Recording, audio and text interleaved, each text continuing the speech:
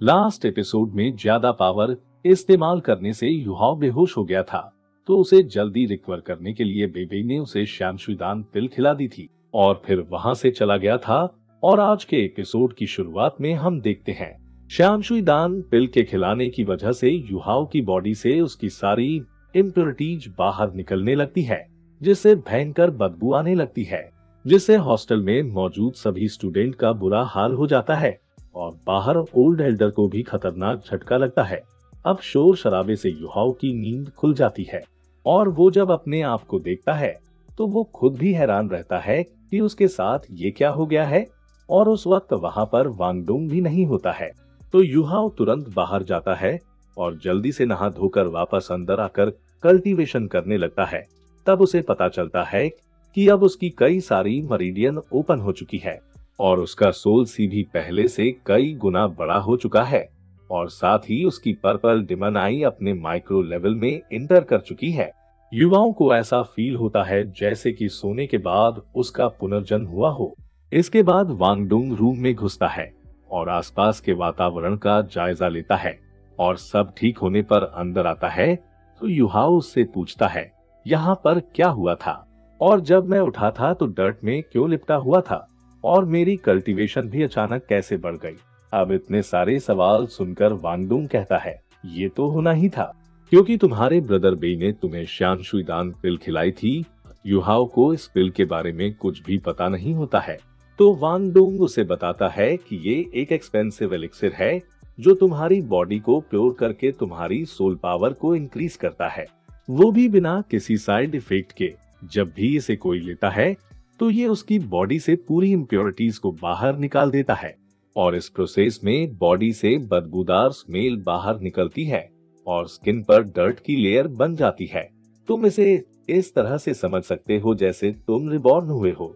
ये सुनकर युहाओ हैरान होता है और तभी वांगडोंग बोलता है, और मैं तुमसे गुस्सा हूँ, तूने मेरे रूल्स तोड़े हैं, इसलिए आज की ट्रीट तुम्हारी होगी, वो भी एक्स्ट्रा प्रोटीन के साथ। ये सुनकर युहाओ कहता है, क्यों नहीं खा खा कर पिग जिते मोटे हो जाना। ये सुनकर वांगडोंग उसके सर पर सट से मारता है और फिर युहाओ उसे बाहर अपनी कार्ट पर ले आता है, जहां से वो उसी गोल्ड कॉइन को उठाता है जो लास्ट टाइम सेंशी ने उसके मुंह पर मारा था।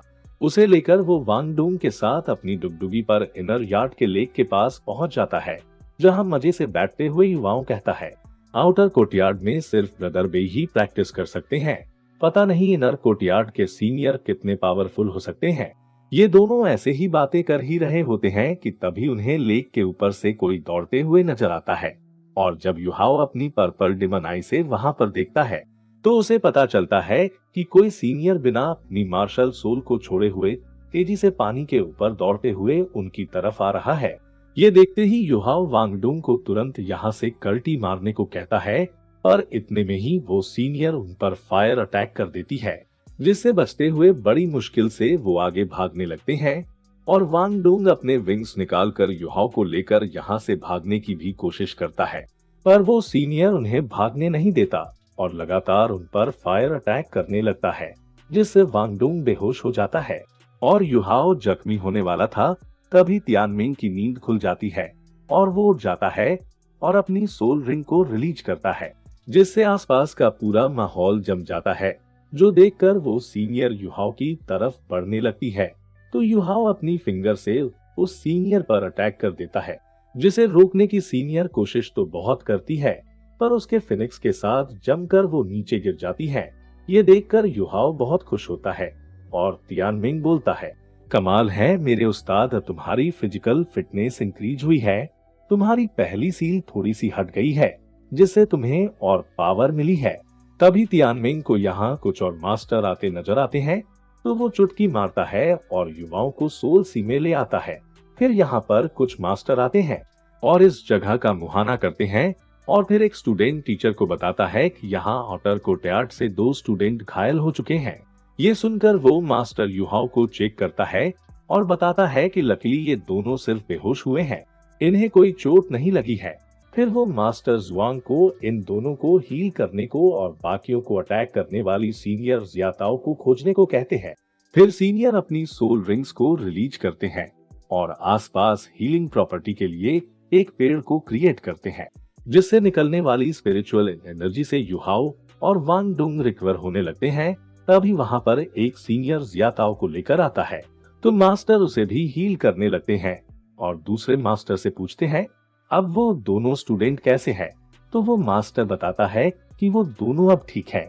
किस्मत से यहाँ पर कोई बड़ा हादसा नहीं हुआ। इसके बाद वो इन दोनों स्टूडेंट्स का ध्यान रखने का बोल जियाताओ को लेकर यहाँ से चले जाते हैं। दूसरी तरफ सोल सी में तियानमिंग युहाओ से कहता है तुम्हारी वजह से मैं जल्दी जाग गया। अगर मैं नहीं जागता तो अब तक तुम रोस्टेड चिकन की तरह बन जाते, क्योंकि तुम्हारा जिससे सामना हुआ था उसके पास डिवाइन बीस्ट फिनिक्स की फायर एट्रीब्यूट है। अगर उसके पास ये नहीं होती तो मैं बस उसे अपनी एक उंगली से ही मसल देता।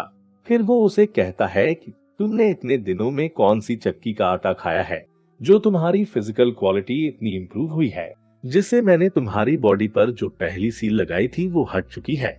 ये सुनकर युहाओ खुश होता है तो तियानमिंग उसे बताता है पर मैंने उस पावर ऑफ सोर्स को यूज कर लिया है जिससे अगले 1 साल तक मैं तुम्हारी कोई मदद नहीं कर पाऊंगा।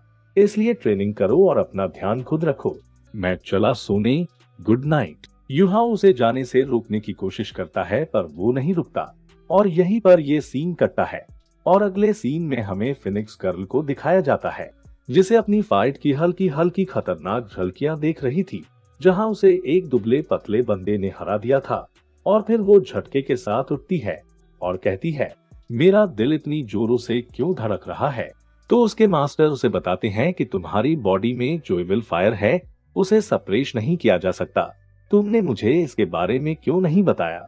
तो जियाताओ कहती है मुझे नहीं पता था कि ये इतना गंभीर होगा। तो मास्टर उसे कहते हैं तुम्हारी इस गलती की वजह से 2 स्टूडेंट्स ऑलमोस्ट मरते मरते बचे हैं। ये सुनकर जियाताओ को बहुत बुरा लगता है और वो रोते हुए कहती है पर मैं क्या करूं, मैं इसे कंट्रोल नहीं कर सकती। तो उसका मास्टर बोलता है कि तुम इसे जितना सप्रेस करने की कोशिश करोगी ये उतनी ही ताकतवर होकर फटेगी। ये सुनकर जियाताओ कहती है पर इस तरह की मार्शल सोल वाले किसी बंदे का हमारी स्कूल में होना इम्पॉसिबल है। क्या ऐसा हो सकता है कि कोई चोरी छुपे स्कूल में घुस गया हो। तो मास्टर बोलता है मैंने उसकी जांच के लिए किसी को भेजा है। मैंने सोचा कि ये वे 2 पर्सन होंगे जिन्हें उनके परिवारों ने उनकी सुरक्षा के लिए भेजा होगा, लेकिन जांच करने के बाद मैंने पाया कि ये संभव नहीं है। जिनमें से युहाओ तांग क्लेन से एवरेज टैलेंट के साथ स्पेशल स्टूडेंट है जो अनाथ है, उन दोनों में अच्छे सोल्जर के कोई गुण नहीं है। ये बहुत ज्यादा अजीब है। और यहीं पर ये एपिसोड खत्म होता है और इसके अगले एपिसोड की लिंक आपको डिस्क्रिप्शन में मिल जाएगी, तो जल्दी से जाकर देख लो।